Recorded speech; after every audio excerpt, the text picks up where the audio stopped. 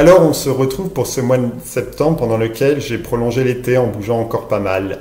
J'ai notamment repris l'avion, chose que je n'avais pas fait depuis environ 2 ans avec cette crise Covid, et je suis parti au Portugal, à Porto.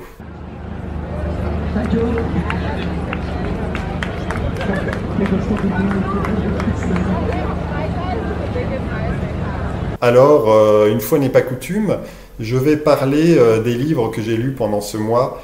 J'en ai lu que 2.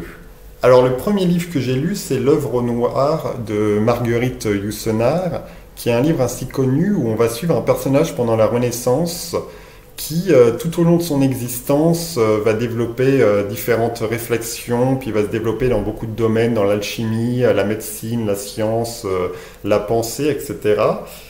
On suit tout son mode, toutes ses idées, etc., toutes ces idées qui finissent par le condamner, en fait. On voit que l'auteur a voulu faire de très belles phrases. Il y a un très grand travail sur les expressions, etc., sur les mots choisis. J'avoue que moi, ça m'a quand même laissé beaucoup à côté, peut-être par manque de vocabulaire, mais j'ai eu beaucoup de mal ne serait-ce qu'à comprendre le livre. Et finalement, je suis quand même passé, ça m'a pas vraiment touché, je suis quand même passé à côté. Le deuxième livre que j'ai lu, c'est Pêcheurs d'Islande de Pierre Loti. Donc j'avais lu Madame Chrysanthème il y a quelques mois de cela, un livre qui m'avait énormément touché, qui m'avait énormément plu, ça parlait de l'histoire de Pierre Loti au Japon. Et donc là, j'ai voulu lire un autre livre de cet auteur qui m'a plu, qui me plaisait.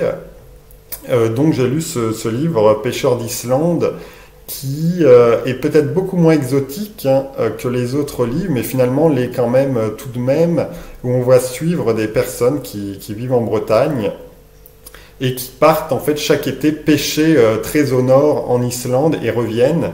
Et on suit comme ça l'histoire de marins. Alors déjà, j'adore l'écriture de Pierre Loti. Et j'ai vraiment encore été touché, encore été émerveillé. Je ne sais pas, cette écriture est tellement fluide, on a vraiment l'impression d'être dans les scènes. Et j'aime énormément, c'est aussi très touchant, très bon. Et même malgré tout, il y a quand même tout de même du voyage dans cette aventure qui est peut-être beaucoup plus proche de notre univers à nous. Mais malgré tout, il arrive quand même à mettre de l'exotisme et à mettre... on se sent sur cette mer, donc on se sent vraiment dans cet environnement sauvage. Et c'est un livre très très bon que j'ai encore beaucoup aimé. Dans les films que j'ai vus, le premier film que j'ai vu, c'est Caprice d'un fleuve.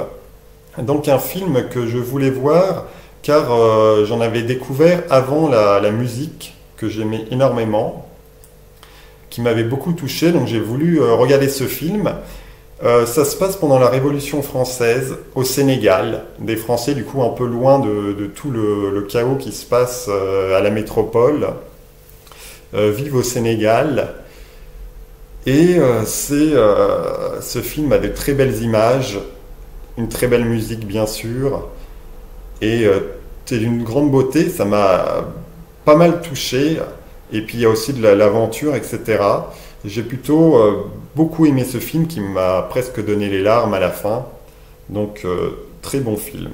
Le deuxième film que j'ai vu ce mois-ci, c'est L'Enlèvement de Michel Houellebecq.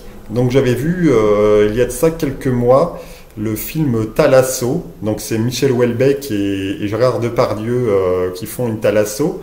Un film qui m'avait énormément fait rire. Et là, du coup, je voulais voir ce film-là, qui est le film qui le précède, donc le film sorti avant. Je dirais que c'est peut-être un peu moins bon que Thalasso.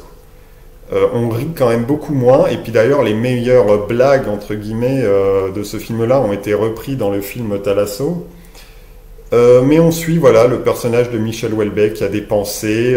Puis rien que l'idée est excellente, le scénario, parce que le scénario est peut-être plus drôle que le film en lui-même. C'est qu'en fait on enlève Michel Houellebecq, l'auteur. Mais les gens qui l'enlèvent ne savent pas vraiment en fait pourquoi ils l'enlèvent. Et puis Michel Houellebecq, il donne aucune résistance.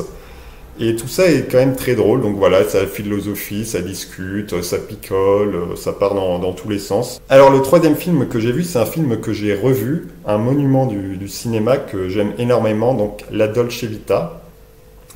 J'ai réussi à remettre la main dessus. Donc c'est un grand film qui parle de la jungle qui est Rome.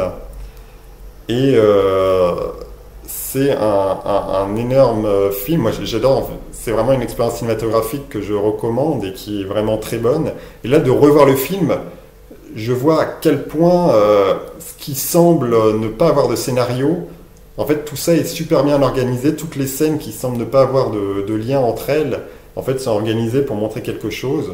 Donc c'est vraiment une expérience cinématographique que j'ai encore adorée et que j'aime toujours autant, du premier plan jusqu'au dernier. Ce film est marquant, un peu comme un grand roman. Après, je me suis lancé à regarder des films de Rohmer, donc j'ai déjà vu pas mal de films, donc j'en ai vu d'autres. J'ai vu Les Rendez-vous de Paris, Contes d'hiver, Contes d'été et Contes d'automne. Donc dans ces films-là, je les aime tous, hein, j'aime beaucoup Rohmer. Contes d'été était assez marquant dans le sens où ça montre vraiment ce que c'est les vacances, où il se passe beaucoup de choses, comme une sorte de vie parallèle, de nouvelle vie qui se crée, et tout ça se finit en fait très vite et on revient à la vie normale. Donc j'ai beaucoup aimé cette idée qui a été développée dans ce film.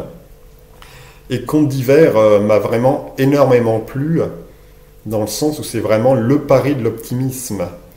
Je ne vais pas raconter l'histoire parce que je pense que sinon ça la gâcherait.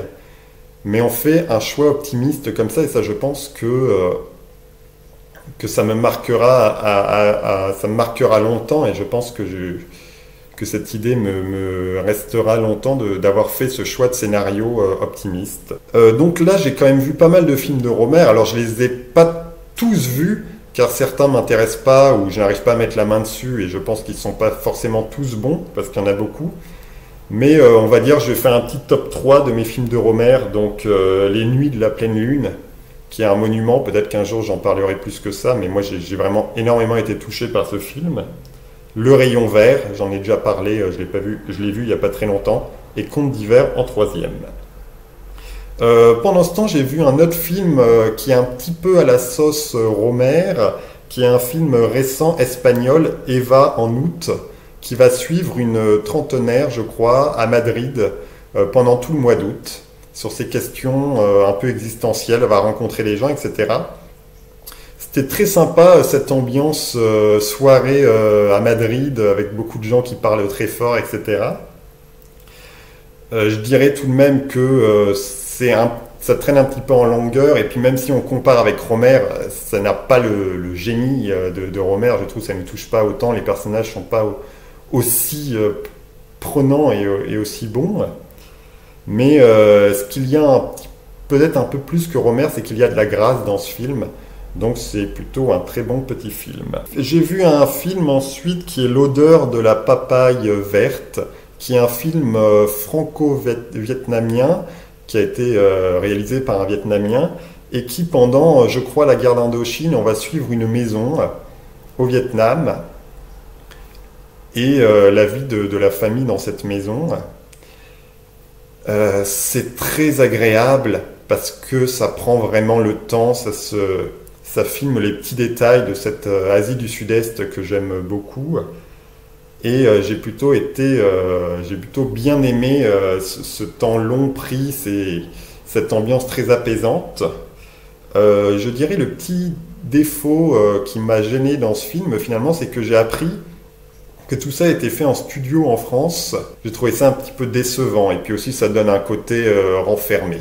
Ensuite, j'ai vu un film, Conan le barbare, donc un film assez connu, où on va suivre un personnage dans une sorte de monde parallèle, fantaisiste, qui se venge de la mort de son père, je crois. On est dans un monde un peu de barbares. C'est un film très connu. Il y a de très belles images, une musique plutôt pas mal, mais malgré tout, je suis quand même pas rentré dans le délire, on va dire, parce que c'est une sorte de délire. Pour moi, c'était trop irréaliste, trop flou, et finalement, je suis quand même beaucoup passé à côté de ce film. Ensuite, j'ai vu un film japonais des années 50, Les Amants crucifiés. On va suivre un peu des amants qui vont devoir fuir etc., pour vivre ensemble au Japon pendant le Japon médiéval. C'est un film qui est social, d'aventure et puis bien sûr d'amour, que j'ai beaucoup aimé.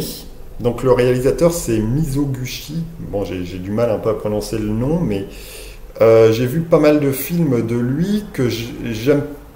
Je suis pas extrêmement fan, mais celui-là j'ai vraiment énormément aimé. J'ai trouvé bien moins vague que les autres et du coup j'ai beaucoup aimé. C'est peut-être mon préféré juste après les contes de la lune vague après la pluie. Je crois que c'est ça le titre de l'autre film que j'aime beaucoup de ce réalisateur.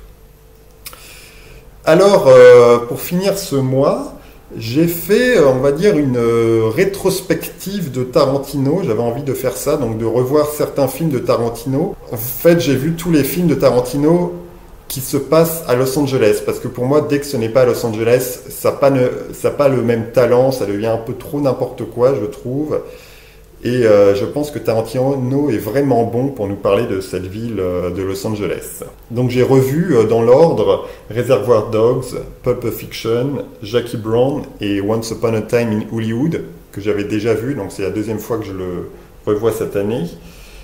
On sent dans cette rétrospective qu'il y a vraiment une évolution, dans le sens où au début on est plus sur un adolescent qui s'amuse, on va dire, sans être méprisant, et qui va aborder de plus en plus des thèmes plus sérieux, notamment Once Upon a Time in Hollywood, où j'ai compris, peut-être un peu tard, que je crois que ça parle vraiment du temps qui passe, et qu'est-ce qu'on fait avec ça.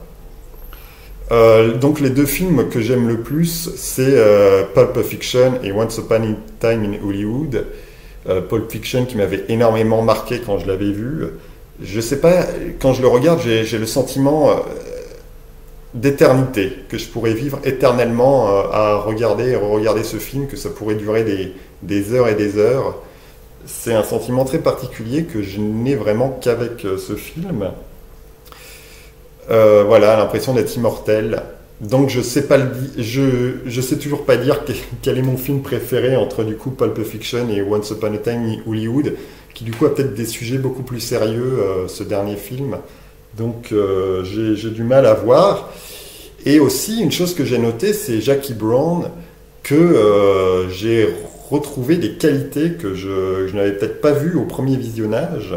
Il y a notamment les looks improbables des personnages, et il y a beaucoup de qualités. Je trouve que dommage que ça se perde dans un scénario sûrement un peu trop mal amené et un peu trop complexe sans raison, parce que sinon il y a quand même de très très bonnes choses dans ce film. Donc voilà, bah écoutez, c'est fini pour ce mois. Salut!